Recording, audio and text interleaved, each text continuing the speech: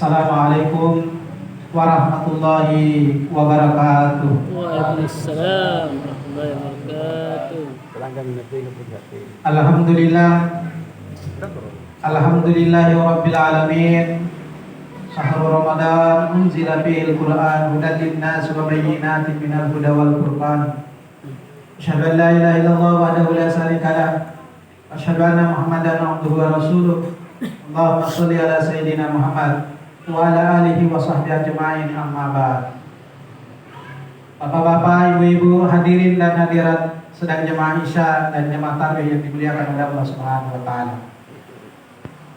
Kembali kita bersyukur kepada Allah Subhanahu wa taala karena sampai saat ini kita masih diberikan kehidupan oleh Allah. Kita masih diberikan kesehatan oleh Allah. Kita masih diberikan hidayah oleh Allah Subhanahu wa taala berupa iman dan Islam. Mudah-mudahan nikmat-nikmat yang diberikan oleh Allah Subhanahu wa taala kepada kita sekalian sebagai sarana untuk mendekatkan diri kita kepada Allah Subhanahu wa taala. Karena tidak sedikit dari umat ini ketika diberikan nikmat oleh Allah Subhanahu wa taala, mereka lupa kepada yang memberikan nikmat, yaitu Allah Subhanahu wa taala.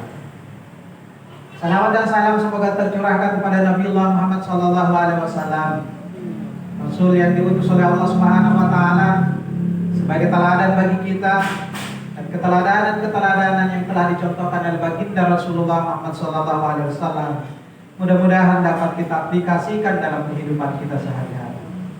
Bapak Ibu yang sama-sama dimuliakan oleh Allah Subhanahu wa taala. Ketika kita diberikan kehidupan oleh Allah, tentu berbagai masalah yang kita hadapi. Ketika kita SD misalnya, kita ingin segera menjadi anak SMP. Ketika kita SMP ingin segera SMA. Setelah SMA ingin segera kuliah. Setelah lulus S1, masalah tidak sampai di situ. Ingin S2. Setelah S2 ingin lagi S3. Setelah S3 ingin lagi lanjut yang lebih tinggi lagi. Setelah selesai sekolah, ingin rasanya punya istri. Setelah punya istri bukan berarti masalah itu sampai di situ, tapi ada masalah-masalah lain. Karena masalah-masalah yang kita hadapi, hadirin yang sama-sama dimuliakan oleh Allah Subhanahu wa taala, ini adalah merupakan bumbu-bumbu kehidupan. Tidak ada satupun manusia yang lahir ke dunia ini tidak ada masalahnya. Cuma sekarang bagaimana cara kita menghadapi masalah seperti yang diajarkan oleh Rasulullah Muhammad SAW. Karena sekecil apapun masalah yang kita hadapi, hadirin yang sama-sama dimuliakan oleh Allah, kita tidak bisa mengatasi sendiri tanpa bantuan dari Allah. Maka Rasulullah Muhammad SAW memberikan contoh kepada kita bahwa ketika Rasulullah Muhammad SAW atas bimbingan Allah Subhanahu wa taala, ketika Rasulullah ada masalah, Rasulullah SAW menghadap kepada Allah Subhanahu wa taala, yaitu dengan salat. Hadirin yang sama-sama dimuliakan oleh Allah Subhanahu wa taala. Makanya kita bersyukur kepada Allah Subhanahu wa taala di bulan suci Ramadan ketika kita masih diberikan kehidupan oleh Allah. Kita masih diberikan ketemu dengan Ramadan oleh Allah Subhanahu wa taala. Karena banyak saudara-saudara kita tahun lalu berdoa kepada Allah, ya Allah, ketemukan saya dengan bulan suci Ramadan yang akan datang. Ternyata mereka duluan dipanggil oleh Allah.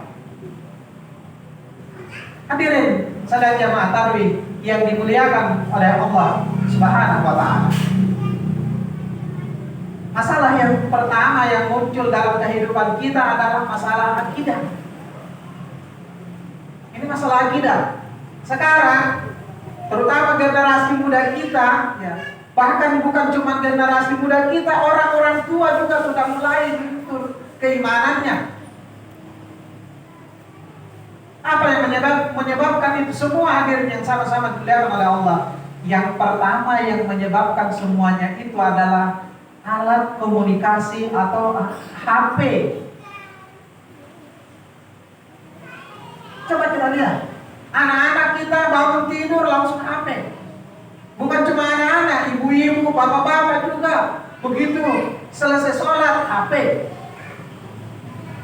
Padahal Rasulullah Muhammad SAW mengajarkan kepada kita, bulan Ramadan banyak-banyak buka Al-Quran. Bulan Ramadan banyak-banyak bersedekah. Bulan Ramadan banyak-banyak sholat. Tidak pernah mengatakan bulan Ramadan banyak buka HP. Olehnya itu hadirin yang sama-sama dimuliakan oleh Allah Subhanahu wa taala. Mumpung Allah Subhanahu wa taala masih memberikan kesempatan kepada kita di bulan suci Ramadan ini, mari kita usahakan kurangi interaksi kita dengan HP. Usahakan lebih banyak berinteraksi dengan Al-Quran di bulan suci Ramadan. Saya pernah baca satu buku. Orang yang mengaji lewat HP dengan orang yang mengaji dengan mushaf, itu ternyata lebih banyak pahalanya yang mengaji lewat mushaf ketimbang lewat HP. Cuma terkadang kita sekarang karena mau repot, terkadang semuanya ada di HP. Hadirin yang sama-sama dimuliakan oleh Allah Subhanahu wa taala. Dan alhamdulillah sekarang kita lihat kesadaran masyarakat kita, terkhusus seorang tua, kita sadar bahwasanya ini masalah. Kalau masalah ini dibiarkan begitu saja akan memberikan kecelakaan bagi kita, akan merugikan kita semua. Hadirin yang sama-sama dimuliakan oleh Allah Subhanahu wa taala. Di dalam Al-Qur'an Allah Subhanahu wa taala berfirman, "Wal as innal insana lafi khusr illa allazina amanu wa amilus shalihat wa tawassaw bil haqq wa tawassaw bis sabr." Orang yang tidak merugi kata Allah Subhanahu wa taala yang pertama adalah orang yang beriman. Karena iman ini yang menjadi dasar. Iman ini yang menjadi mutiara dalam kehidupan kita. Coba kita ambil satu contoh hadirin yang sama-sama dimuliakan oleh Allah. Mutiara ada di tangan kanan kita. Kita ambil satu ikat rumput berada di tangan kiri kita. Kita bawa ke kandang kambing. Pasti kambing memilih seikat rumput. Padahal kalau kambing mau berpikir sedikit saja, dia ambil mutiara yang ada di tangan kanan kita. Jangankan sekota Palopo dia mau beli rumput, seluruh raya dia mampu membeli rumput dengan mutiara yang ada di tangan kanan kita.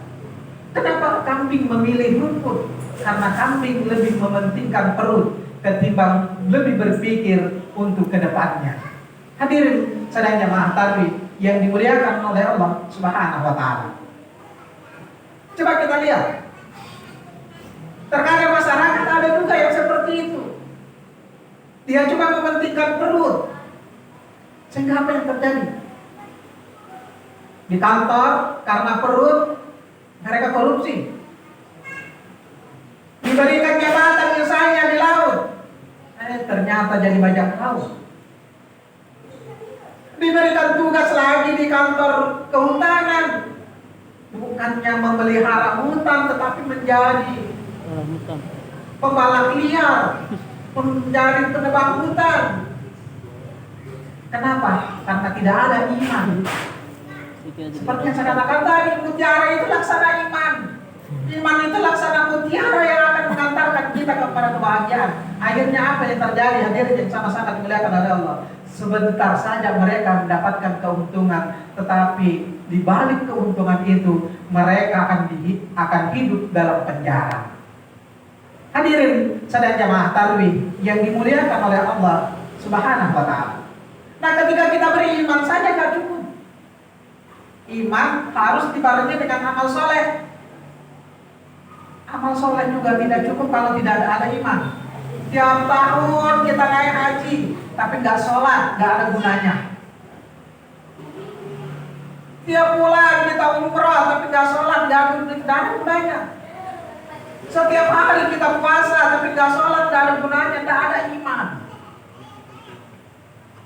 Cuman ada juga hadirin yang sama-sama dimuliakan oleh Allah. Ada juga orang yang berpendapat bahwasanya biar saya tidak sholat, yang penting saya tidak mencuri. Daripada saya lihat banyak orang sholat tapi mencuri.